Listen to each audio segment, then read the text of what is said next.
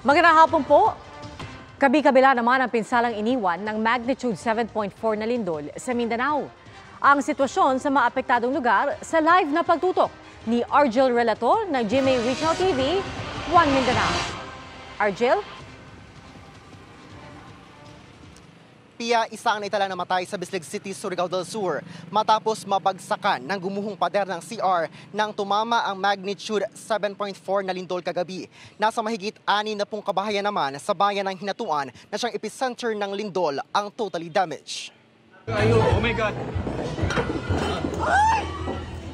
Binalot ng takot ang mga guests sa isang hotel sa Tagum City, Davao del Norte nang biglang lumindol pasado alas 10 kagabi.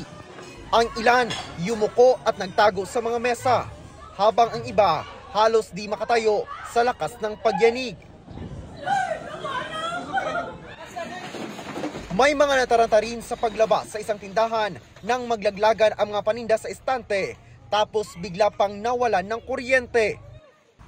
May mga gumuhong pader. Sa Davao City, kitang-kita rin ang lakas ng lindol sa nakasabit na chandelier. May mga naglabasan din mula sa isang mall. Matapos maglabas ng tsunami warning ang PHIVOLCS, agad nagsilikas ang mga nakatira malapit sa tabing dagat at lowland areas papunta sa mataas na lugar sa Hinatuan, Surigao del Sur na siyang epicenter ng lindol.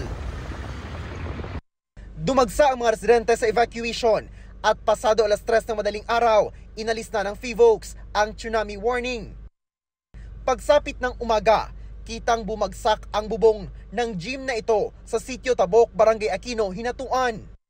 Sa Bislig City, isa ang patay, isang 30 anyos na certified public accountant na si Kevin Paul Nombrado na nabagsakan nang bumigay ang konkretong pader habang natutulog. Sa Bislig District Hospital, nagsibalikan na ang mga nakakonfine na pasyente matapos silang inabisuhan kagabi na umuwi na muna lalo pat katapat lang ng dagat ang naturang ospital. Sa ngayon, patuloy ang pagsusuri ng mga otoridad sa lawak na pinsalang dulot ng magnitude 7.4 na lindol. Pia, nasa mahigit 800 aftershocks na ang naitala simula nang maranasan ang magnitude 7.4 na lindol kagabi. Kaya't pinaalalahanan ang lahat ng mga residente ng Hinatuan na maging mapagmatsyag. Samantala, nandito na rin ang mga personahe ng DSWD para sa agarang tulong na ibibigay sa mga biktima ng lindol. Yan ang latest mula dito sa Hinatuan, Surigao del Sur. Balik sa iyo, Pia. Maraming salamat at mag-ingat kayo, Argel Relator ng GMA Regional TV, 1 Mindanao. Mahigit 100 Chinese maritime militia vessels ang namataan ng Philippine Coast Guard sa Julian Felipe Reef. Sa video mula sa PCG, makikita ang puluton ng militia vessels na ayon sa PCG ay mas marami kumpara sa huling monitoring ng AFP. Nagbigay na ng direktiba ang PCG na magsagawa ng maritime patrol laban sa anilay illegal na presensya ng mga barko ng China sa ating teritoryo. Kahapon, idineploy ang BRP Sindangan at BRP Cabra para magpatrolya sa paligid ng bahura. Mga kapuso, simula na ng mga Christmas party, kaya panawagin ng mga otoridad, don't drink and drive. Lalo na ngayong tumataas ang bilang ng mga aksidente sa NCR. Nakatutok si Cedric Castillo. Hindi raw uso ang day off para sa delivery rider na si Bernie. Kaya ngayong magpapasko, regalo na niya sa sarili ang makapag-relax sa mga get-together na dadaluhan. Pero ang tanong, to shot or not to shot? Lubos-lubosin mo na. Bukas ka na umuwi. Batay sa datos ng MMDA, tumaas sa halos 72,000 cases ang aksidente sa kalsada sa Metro Manila matapos ang lockdowns noong pandemic. Lampas 23,000 na mga tao ang sangkot sa aksidente, sa mahigit 400 namang namatay. Karamihan puro driver. Hindi pa kasama sa datos na yan ang ilang kaso sa probinsya, kabilang ang isang batang 4 na taong gulang na nabalian ng buto sa binti matapos mahagip ng motorsiklo sa San Jacinto, Pangasinan. Pati na ang 2 namatay sa banggaan ng motorsiklo at truck sa Kabangkalan City sa Negros Occidental. Ayon sa isang grupo ng Road Safety Advocates, malaki pa ang kailangang improvement sa pagpapatupad ng batas trapiko sa bansa. Maraming mga drivers alam ang traffic rules and regulation pero hindi sumusunod. Pag nasanay tayong wala kasi nangunghuli, ginagawa natin.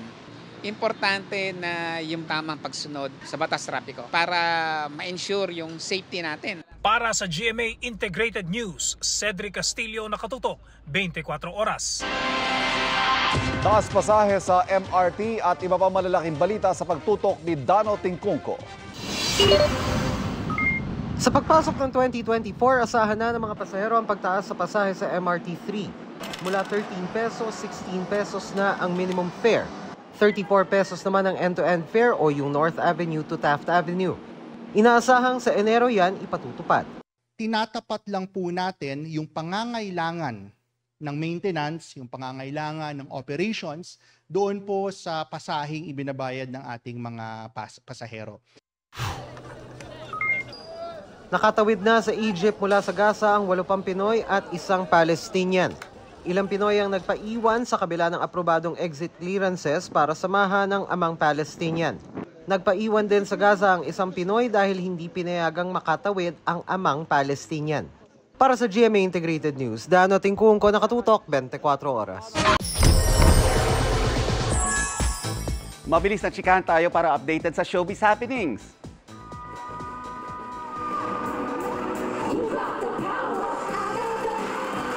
Power performances ang C-Nerve ng Divas of Queendom sa Queendom Live Concert kagabi.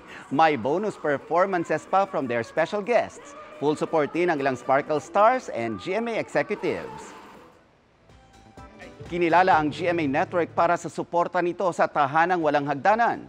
Ginawa yan sa kick-off ng kanilang Access 2023 Disability Inclusion Project na layong maghatid ng awareness at mapabilis ang serbisyo para sa mga PWD. May special performance din si Sparkle artist Riel Domadilla. And that's my chika this weekend. Ako po si Nelson Canlas. Pia, Ivan? Thank you, Nelson. Mga kapuso, 22 days na lamang po. Pasko na. At yan po ang mga balita ngayong weekend para sa mas malaking misyon, para sa mas malawak na paglilingkod sa bayan. Ako po si Pia Arcangel. Ako po si Ivan Mayrina mula sa GMA Integrated News, ang News Authority ng Pilipinas. Nakatuto kami 24 oras. Magandang balita mga kapuso, kahit ano pa man ang oras, mapapanood ang 24 oras weekend at iba pang newscast sa youtube.com/GMA News. I-click lamang ang subscribe button. Sa mga kapuso abroad, maaari po kaming masubaybayan sa GMA Pinoy TV at www.gmanews.tv.